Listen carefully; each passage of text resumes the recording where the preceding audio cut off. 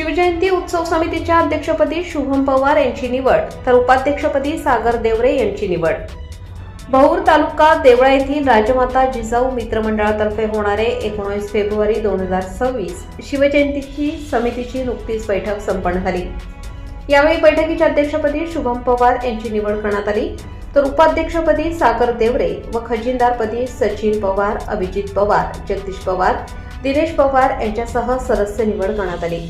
यावेळी तंटामुक्त अध्यक्ष सुभाष पवार, नितीन पवार, पत्रकार बाबा पवार, जगदीश पवार, प्रशांत पवार, मोहन पवार, दिनेश पवार, योगेश पवार, भाऊसाहेब पवार, आर्यन पवार, प्रदीप पवार, रवींद्र पवार, नेताजी पवार, आबा पवार, किरण पवार यांच्यासह सदस्य ग्रामस्थ उपस्थित होते।